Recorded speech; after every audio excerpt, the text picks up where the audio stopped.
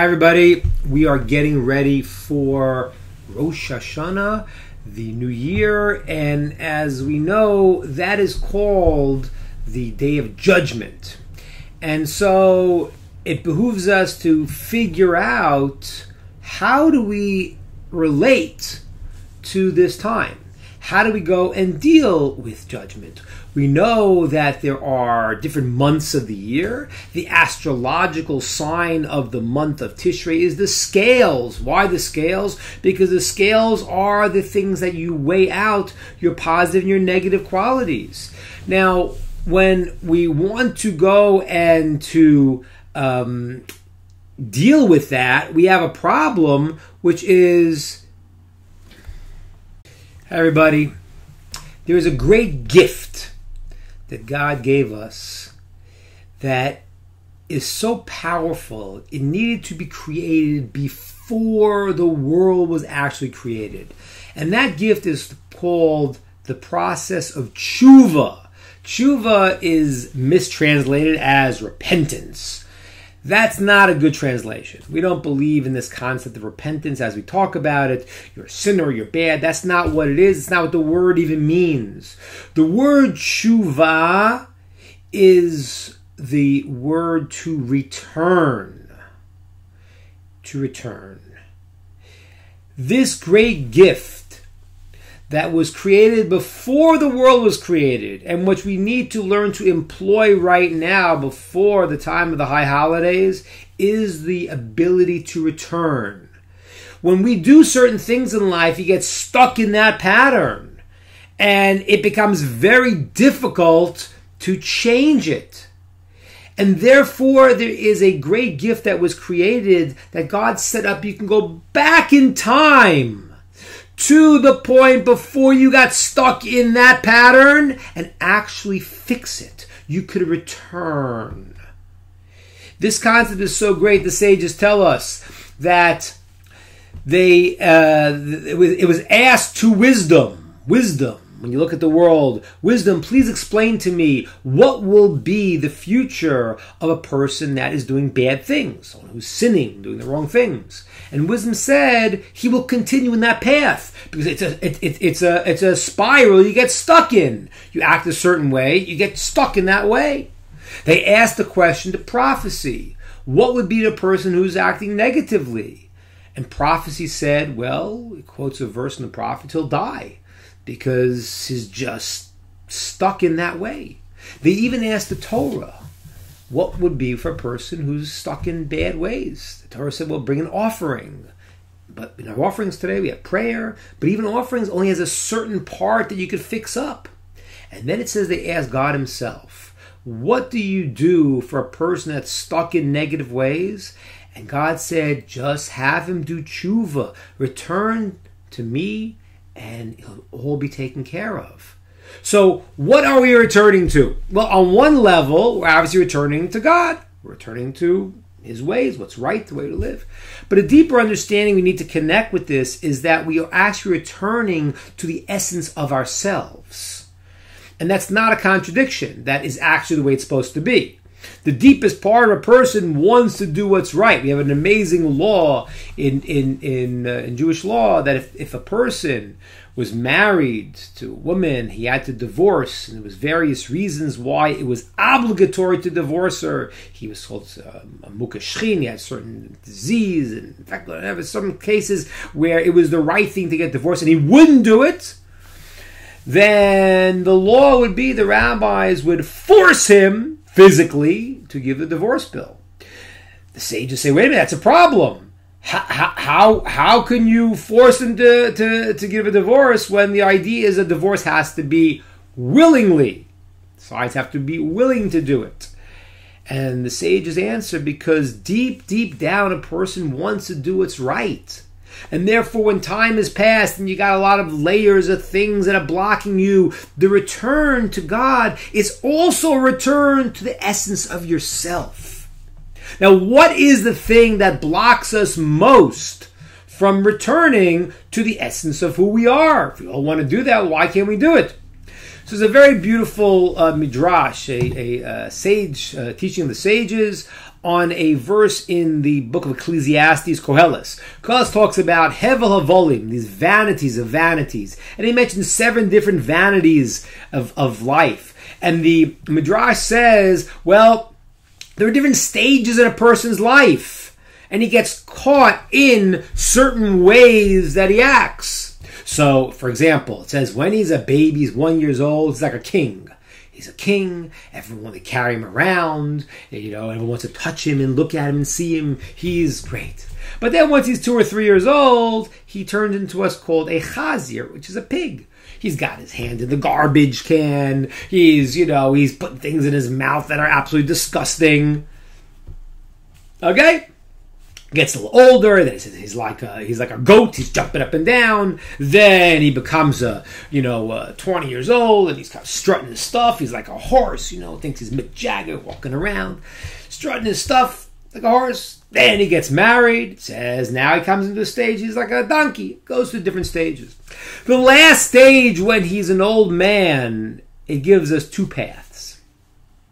One, it says the old man is like a monkey. The second one says the old man is like a king.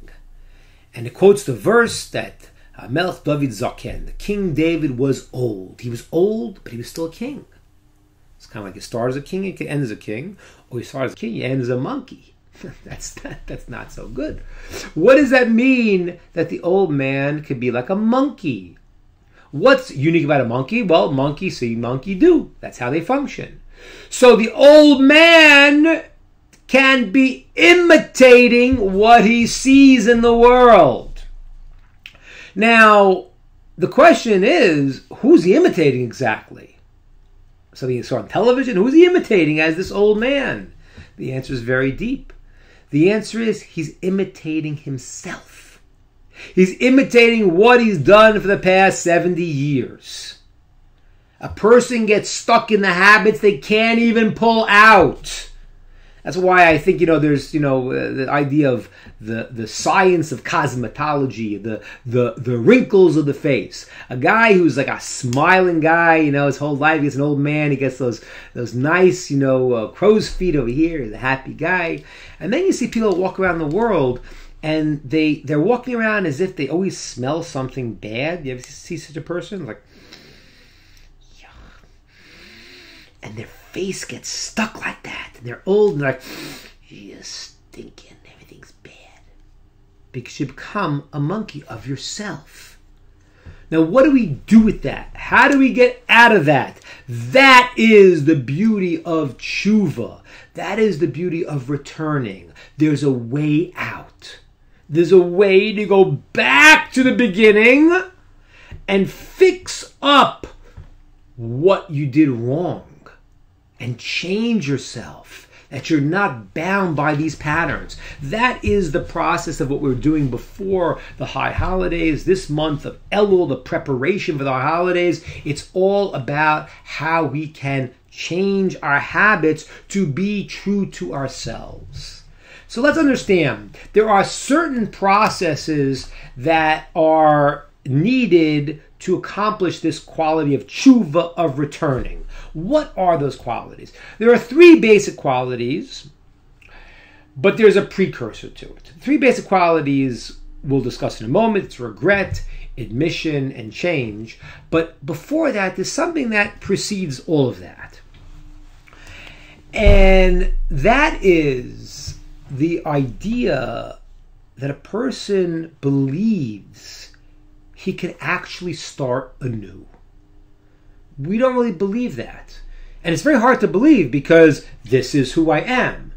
Can you actually take the idea that I could be something different? Well, change takes a long time. It's true. Change takes a very long time for a process of change. But I believe there's a certain level of change that could be instantaneous, where a person realizes something and says, I am not bound by the sequence of events that led to this. I am a free will being, and I can change I want in a moment. That is the idea of hischadshus. Hischadshus is renewal. And a person needs to understand and believe that that's possible to even start the process of returning. Now let's understand. It's a fascinating thing. the first commandment that the Jewish people were commanded to as a nation is not what you think it was. It wasn't be fruitful and multiply. That's not true. The first commandment that they were commanded was to sanctify the new month. Okay, what happened was that the moon cycle is 29 and a half days, and they would have to see when they saw the new moon, if it was in 29 days or it was 30 days, and they would sanctify, and they would say, today is the new moon. Now, that's very, very crucial, because what happens is from the day you set the new moon, then that would determine the holidays. So, for example, Yom Kippur, the Day of Atonement, which you have to fast, if you set it up on Sunday, and you were wrong, and really the new moon was really the next day on Monday, then you're fasting the wrong day, because you fast 10 days from Sunday. Actually, worse is you're eating on the day that would be Yom Kippur. So how does it work that we could sanctify time? Can't we make human mistakes? The deep answer is that God gave us the process that actually we will sanctify time and will become above the process of time. That's renewal. That's why we're compared to the moon. What the moon does, it reflects the light of the sun. But every month, it has the ability to start again. And that's why that was the first commandment.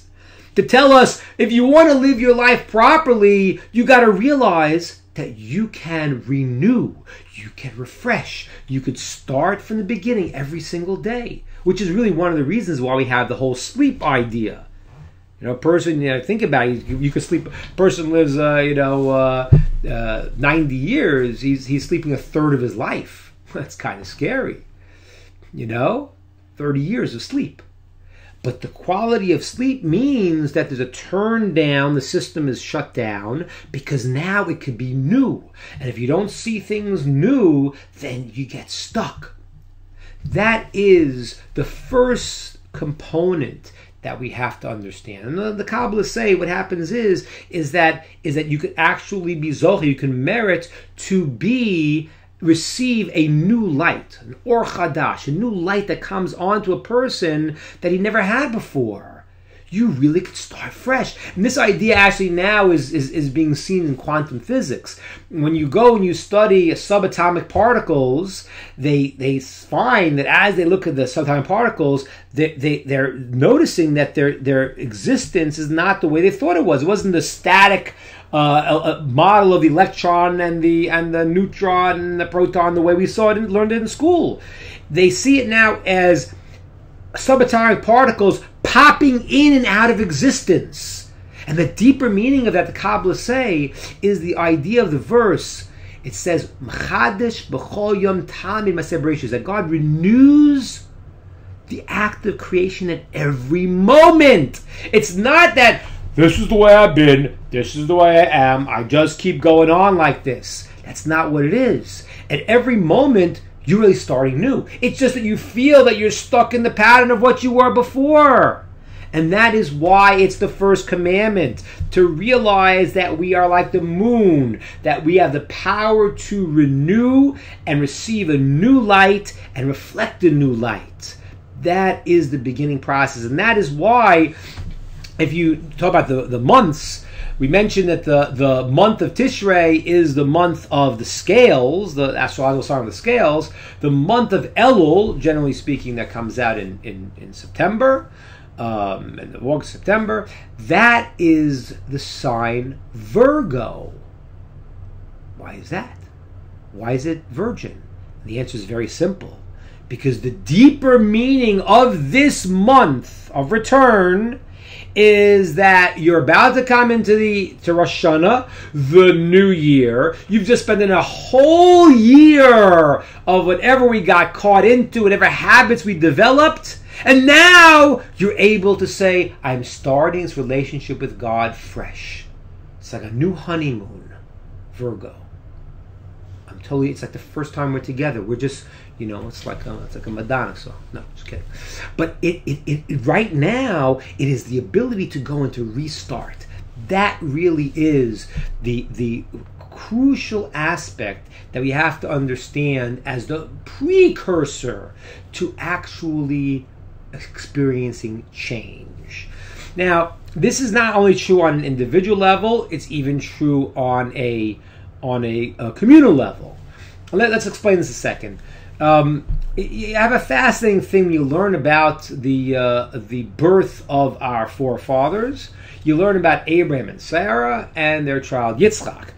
And it's an amazing thing there, because what happens is that Abraham is very, very old, as is Sarah, when they give birth to Isaac, to Yitzchak. And the Torah tells us that he was actually 100 years old. That's pretty darn old. So old that the teachings in the Mishnah says when a person is 100 years old, they're over a batel, they're out of this world. I don't know if you've ever seen someone 100 years old, but they are really in a different world. And I'm not saying only in terms of somebody who, God forbid, has problems with memory and other things, but I've even seen holy, righteous people. Very often the great sages live very old. My rabbi passed away at 105.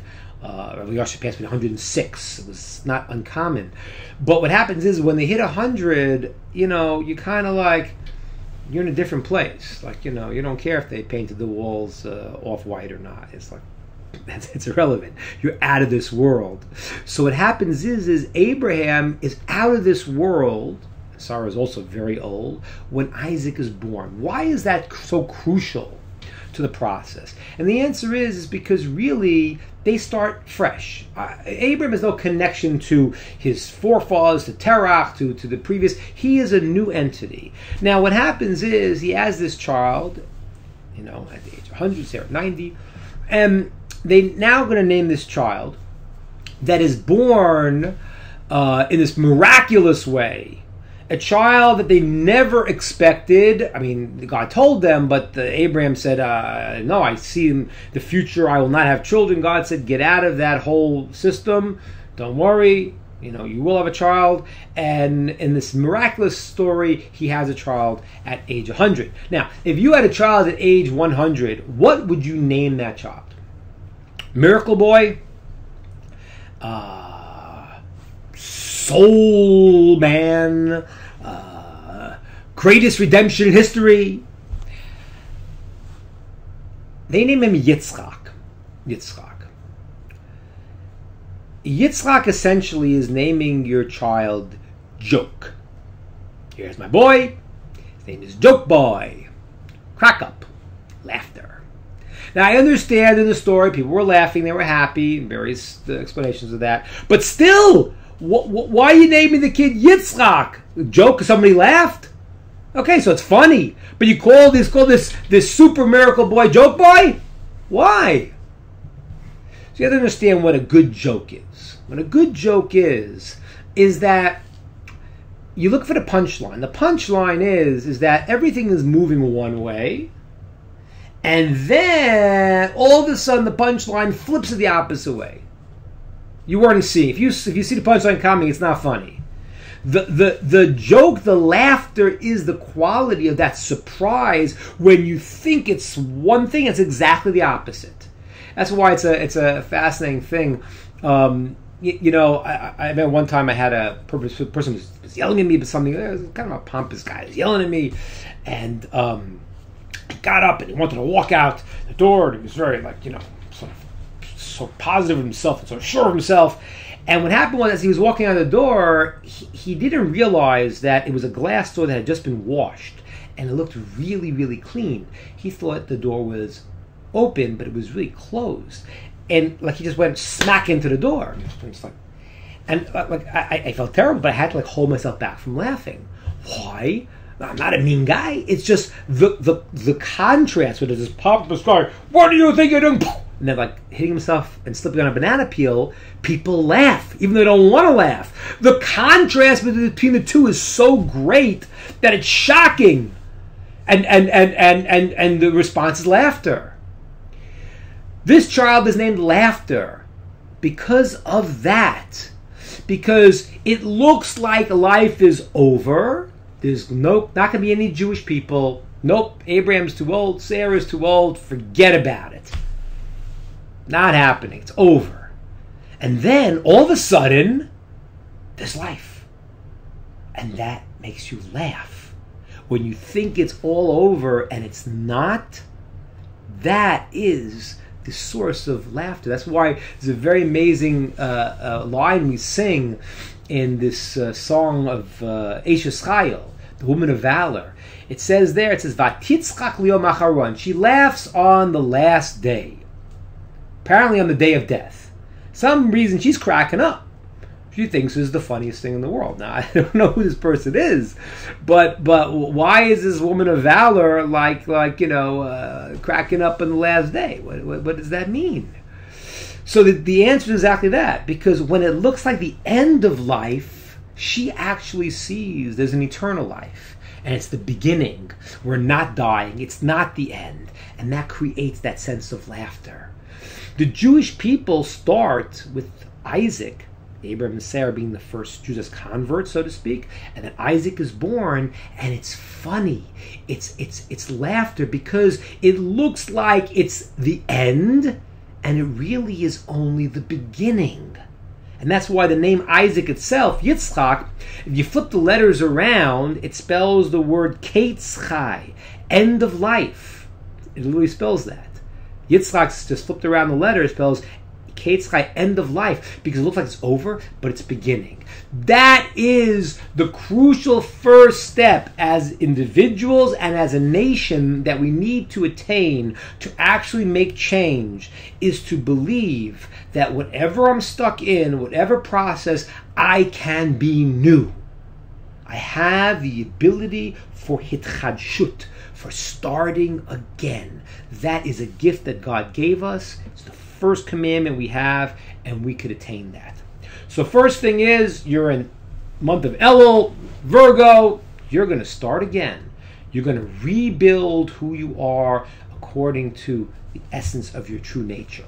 Now, after that, there are three processes that we go through. The first one is called charata. Charata is translated as regret. Okay? It is not guilt. Okay? Jews do not believe in guilt. You can go tell your Jewish mother that. She might not have heard that. But it is true. We don't believe in guilt. Why? Because guilt really, as we talk about it, is a process where you're stuck. You just can't get out of it. You still feel so guilty. It's always pulling you down. Right? No matter what you do, you're done. Right?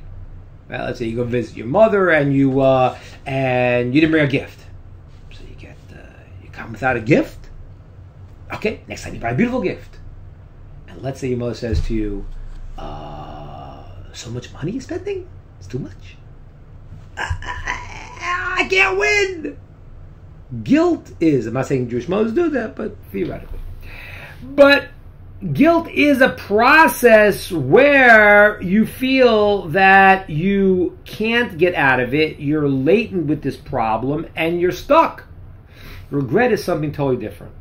Regret is the process of understanding who we are in our essence, and thereby saying that I want to live my life in a certain way. You see, today, if a person has they feel guilty about something, feel regret about something, so you might go for therapy and they say to you, let's just try to get out of your inhibitions. You're stuck with certain feelings and sort of feel of conscience. And now, yes, there are certain times a person is just inhibited they shouldn't be. That's true. It's very, very true. But sometimes there is a gauge that you have as an individual saying to yourself, this is not good. I shouldn't be doing this. That's not a barometer you want to destroy. That's a barometer you want to cultivate. We always have a question. A person says, well, if somebody wasn't trained on what's right and wrong, how can you hold them culpable? And there's a lot of truth to that, in the sense that I can't be someone else's judge. I mean, God knows, who had an easier time and who had a harder time, and who was educated well, wasn't educated well. But can we say if somebody wasn't taught that murder is bad, that it's not his fault? I would say no.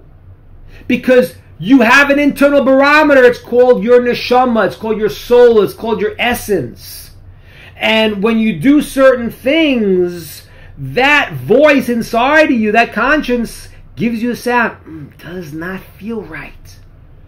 So what happens if you cover it up and you silence it and you put layers and layers upon it? Then you don't hear it. But that's a voice that needs to be cultivated, because it's the true you saying, I am not in sync with what I deep down am.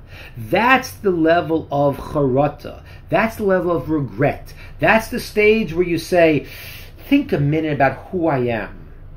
Think about who I am, and do these actions, do they actually fit into what I feel internally as myself?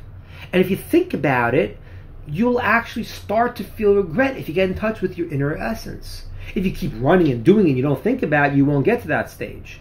The first step, therefore, is to actually go and to consider what you are, and do these actions line up? And now regret, as opposed to guilt, will propel you to match your actions to your inner essence. Okay. Now, let's go a little deeper. So the first process I talked to you about, which is charata, which is regret, is a very internal process. It's a process where you're feeling who you are deep down. The Hasidic masters explain to us there are different levels of a human being, different levushim, different clothes of a person. One is the internal dimension, and then the second one called speech, and there's a third one called action. And these are very, very different processes, okay? So the first one was the internal thought process, the regret. The second one is now taking that feeling and expressing it, bringing it into the world. That sounds so easy. What's the problem? If I feel bad, then I'll have no problem admitting it. Untrue, as you well know. Very often someone says to somebody else, we didn't start off on the right foot. This was really problematic. Let's fix this up. And you say, yeah, I'm really for that, but I'm not sure I understood this. Are you saying that you did something wrong here? I didn't say that. Maybe not wrong, but maybe not. You can't say, I'm wrong. It's not so hard to say you're wrong. It's not a big deal. As a matter of fact, it says in Proverbs, the difference between a righteous person and an evil person is a righteous person falls 7 times and gets up. And a negative person falls but once. He falls and he can't get up because he can't fix it. A righteous person, I made a mistake. Okay, it's not so bad. But to admit it, to bring it out into the world is the second crucial stage. That's certainly true between you and your friend that you hurt, but it's even true between you and God, even though he could read your mind. But until you say it, it's not become real. That is why the Hebrew word to speak, ledaber, is the same for the word davar, an object. Because the thought world is a very ethereal world, and it moves here and it moves there, and it's not concretized yet. When you say something, you've now made a reality. Maybe not the same as a physical action, but yes, the same in the sense that it's real. You could actually kill a person with your words. You could ruin their livelihood. You could embarrass them, God forbid, all these things, and you could build them, and you could help them. You could do all these things with a good word. Let me explain this a little more deeply. The interaction about the speech and the internal and external world. There's a beautiful mystical Talmudic teaching. It says when the baby is in the mother's womb, it says that it has a light, a candle, a light above its head, and has a spiritual force that teaches the baby the entire Torah, the entire wisdom of the universe. And the fetus sees from one end of the earth to the other. Okay? Wow. And then what happens is, as the baby's about to be born, the spiritual force, the malach, the angel, hits the baby on the mouth. The baby forgets everything and is born. This is a weird teaching. First of all, why are you teaching them everything if you're going to make them forget it? Just don't teach them. What's the point of teaching them? That's the first question. And second question, what's even stranger is that why is this angel hitting the fetus on the mouth? What does that mean? What is he like? This is some kind of mobster angel? You're going to forget all you learned. Bam! I'll give you one in the mouth. What is this? Why is he hit him in the mouth? What for? It's crazy. What's the deeper meaning of this? So let's try to understand this. When a person is alive in our normal state of consciousness, the body and soul are married. I, mean my inner self, my soul, who I really am, could only experience you through my physical senses. Even though that's not how I really experience more than that, but I'm only conscious of you by my eyes seeing you. So my soul, so to speak, is trapped in my body, right? I gather my information to understand what's going on inside through a filter of this physical dimension. That is because the soul is trapped in the body, and therefore the soul cannot function independently from the body. They're completely united at this point. But before the child is born, the soul is not totally connected with the body yet. And that's why people talk about, let's say, like near-death experiences. What happens is the person goes and he feels that he sees them. If they're true, some of them are true. The person saw themselves outside their body, and they can see one place to another, and they were not in time, they're not in space. That's true, because what happens is when the soul is not connected with the body, then what happens is that it's not bound by time and space.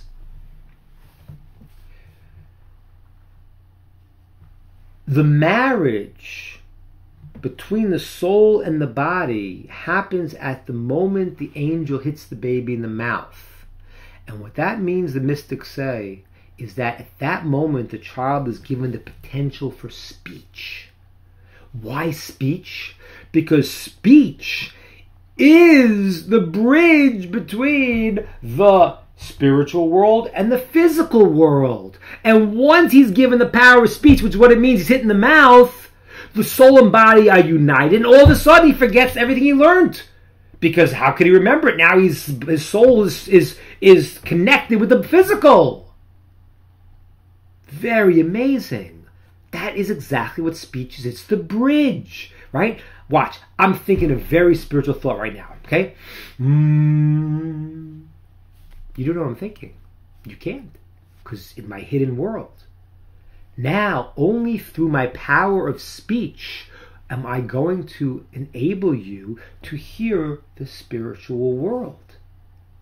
And the reason why the person learns the whole thing and then forgets it is because reality is that we walk through life and all of a sudden you hear something really good. You say, wow, that is so true. Now, I'd ask you a question. If you didn't know this 5 minutes before, how do you know it's true now? And the answer is, the Talmud says, Divrei emes nishma, the words of truth are heard, because you know them. You once learned them. They're inside of you. This is so deep about how a person develops spiritually. You're not discovering, you're recovering. It's in you. It's been planted in you. There's an imprint now, and that remains. And as you go through life trying to relearn everything you knew as a gift before the soul and body were connected, now you're relearning what is the inner essence of yourself, but you're doing it through your own free will. That is the power of vidui, of saying, I was wrong. I did something that is not the way that I truly am. When you say that, you've concretized that feeling, that incongruity between the inner essence of who you are, the feeling of regret. You've now brought that into reality. And therefore, that's the law, whether it's for your friend, for sure. But even when you're talking to guys who did something wrong, say the words. It will now be real for you in the real world. So now that's the two dimensions. That's the spiritual dimension, the bridge, and the last one, which is probably the hardest, is action. That's not so easy. We've been doing something for years. And now, how can I change? And that is the third process of this tshuva, this returning, going back before the moment of your negative behavior and rewriting history. The process has to be that you have to change what you're doing wrong. But that's not so easy. How do you do that? So, okay, certain things you could do it. All right, listen, if you're a bank robber, okay, I think it's time to stop, find a new career. But certain things are not so easy, especially as you've been working on this Rosh Hashanah thing for a while, and Kippur thing for a while. You've been working on yourself, hopefully, for years.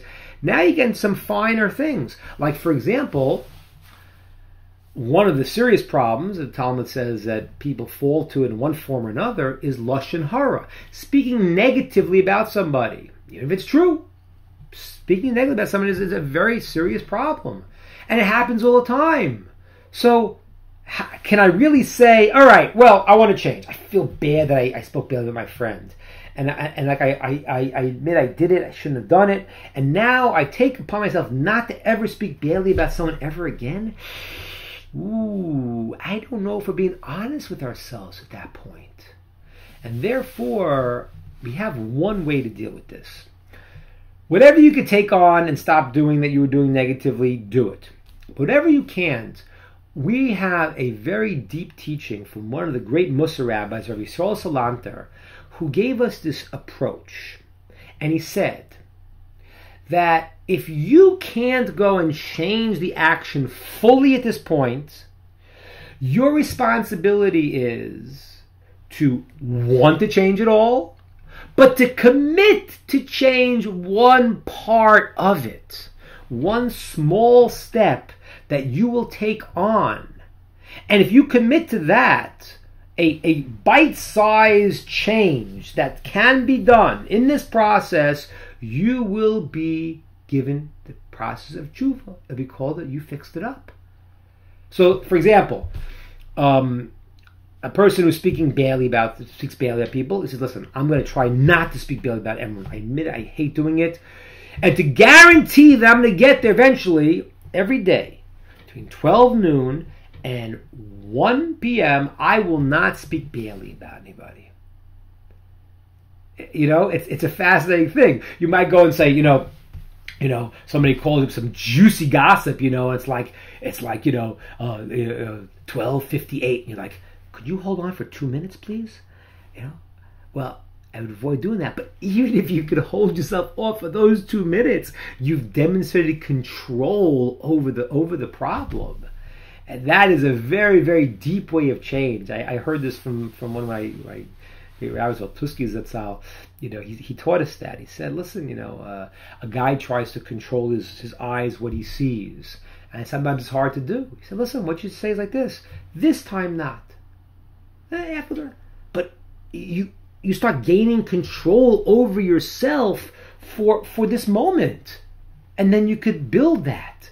12 to 1 p.m., you don't speak badly. I don't ever speak badly, but that's how I'm doing it. Now, you have to be honest with yourself. You can't obviously take something too big. You can't go and say, half the day, because then you won't guard yourself. And you can't fool yourself either. You can't say, well, I won't speak badly between 2 a.m. and 3 a.m. Great. That's wonderful. You're unconscious and conscious, and I appreciate that, but that's not going to do anything. So that is the process. First, believing that there is newness. Then, getting in tune with your inner self, expressing what it is, and finally, to take a project in the world where you actually get change. Now, if you do this, you merit this quality of tshuva, of returning. You go back in time to the moment of the negative things you did, and you rewrite your history. And that is incredible. Now, how does that work? So the sages tell us that there's different levels of how a person can fix up his past, wipe it out and rewrite it. One level is called tshuva meira. It's translated as tshuva, returning from awe. But I want to give a little different understanding into what it means, tshuva, returning out of awe. Usually we sort of that with fear, but it really means more that I realized what I was doing before was wrong, and now with my knowledge today, I would never have done that action. I don't know if you've ever had that, but sometimes you get older and you think of some things you did as a kid, and you're like, I can't believe I did that. And the person who you are today, you would never have done it. That is true. You wouldn't have done it. And therefore, if you do this tshuva process, God considers it that from who you are today, that becomes the person you were back then. And then when you did it with the other knowledge, you were like a drunk. You were doing it without your mind. And there's a beautiful story in the Talmud that exemplifies this. It was a rabbi named Rabbi Hananya ben Tradian, and he was during the time of the Roman persecution, and they decreed that anybody teaching Torah in the public would be killed. So he kept teaching. He had a Torah scroll. He taught there in public, and then one day the Romans saw him and they caught him, and they took him and they wrapped him in the Torah. They put twigs around him and vines, and they lit him in the Torah on fire. And not only were they satisfied with that, they took wet wool and they put it on his chest, on his heart, to somehow stop the process, to slow it down. They were experts in torture, I guess. And this way he wasn't going to die quickly. And the executioner lit him on fire, and Hananya ben Tradian is there, and he's on fire. And his students are talking to him while he's on fire. And they say, Rabbi, what do you see? And he says, I see the parchment is burning, but the letters are flying in the air. They cannot be destroyed. And as the executioner is listening to this conversation, he's flipping out. He's like, this person, I'm torturing him, and he is having a spiritual experience talking to God. And he realizes, what am I doing? How can I live my life this way? So the executioner says to the rabbi, if I remove the wool from your heart and you die more quickly, will you bring me into the world to come with you? The rabbi says, yes. And he removes the wool and the rabbi dies. The executioner at that moment, when he realizes how he lived his life, he can't live it himself. And he jumps into the fire with the rabbis. And the sages heard a heavenly voice at that moment saying, Rabbi Hananya ben Tradian and his executioner are invited to the world to come. That's a person realizing, I lived my life wrong and I'm changing it. But there's another level to this process, even deeper. And this is very bizarre. The sages tell us a person who goes and does tshuva, he returns out of love, not because it's the right thing to do, but he wants to make things as best they can. And therefore everything he did to redirect the world was not what he wants. He wants the opposite. He wants to make the world better. He wants to undo what he did to the nth degree because he wants to be completely opposite. That person, it says, the bad things he did become mitzvot, become positive zchuyot, become positive actions. That's crazy. How does a bad thing you did become a good thing? That's this gift of tshuva. But let me explain the logic of it. Imagine you have a husband and he hurt his wife. And she was very upset and they were going to get divorced and it was terrible. He did something very bad. And then he gets it. And he goes, oh my gosh, I love this person. This is not what I want to do. What have I done? Now, because he realizes what he's done, and because he realizes where he wants to be, he now becomes the most sensitive guy in the world. Everything he does is now to make his wife happy. He's totally sensitive to anything that would cause her grief. And he is now the flip opposite. And he changes. He does tshuva, returns. Imagine 20 years pass. One day she comes to him and says, oh, here, honey, got you an anniversary present. He's like, oh, it's not our anniversary. Did I forget? He thinks about it. He's like, oh, no, wait a minute, it's not our anniversary. He says, honey, I appreciate it, but it's not our anniversary. She says, no, it is. It's the anniversary when you did that terrible thing to me. I said, I can't believe you're mentioning this now. We've been past this. She goes, no, you don't understand. Everything that you became was started because of that bad thing you did. That was the catalyst for everything you become. And therefore that itself became a positive thing. That is the source of everything good you did. You made a mistake. You went to fix it up. But the mistake is what drove you to have this sensitivity to make everything so good. That is how God considers our actions that we really change, and they turn into a mitzvah, into a positive act.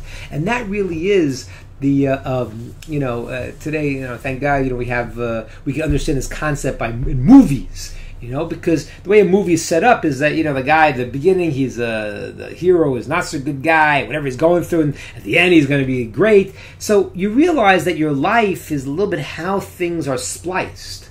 When you get to the end of your life, then God puts it in a way when you do tshuva that everything, even the bad things, look very different.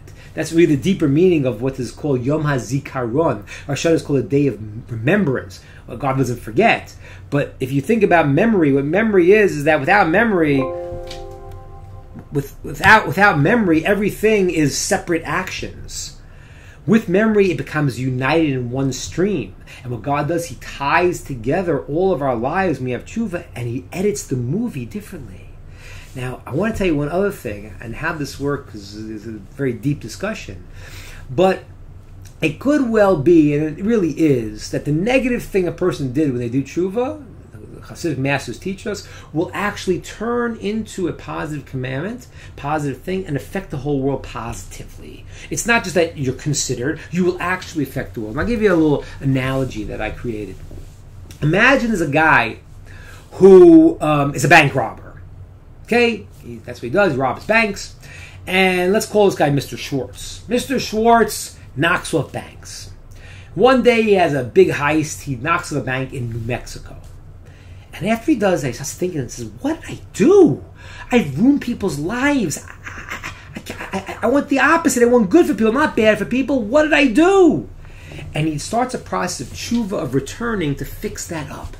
He invests his money, he makes millions, billions, and he spends his whole life giving the money out. He finds everyone that lost their money, he gives them the money back, plus more money. He finds ways to help people. He becomes the greatest philanthropist in the world. Now, imagine the scene. 20 years later, he's in his big office with his great philanthropy, and he gets a knock on the door. Bump, bump, bump. Who is it? It's the CIA, Mr. Schwartz. We need to talk to you. Oh, his heart starts to thump. Okay, come on in, guys.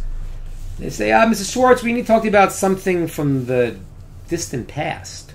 Uh-oh, he's been exposed. What's going on? They say, yeah, we want to speak to you about something, about a little bank in New Mexico.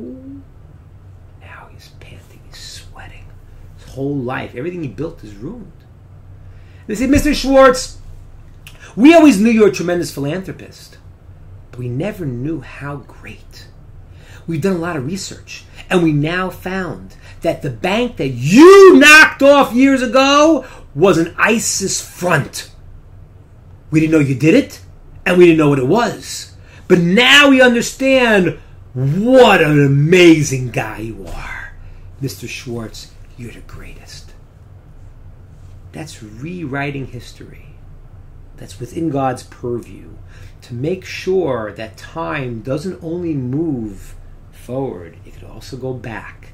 You can go back in time, re-understand what you did, truly make change, and the ramifications of that change will actually be experienced throughout the world.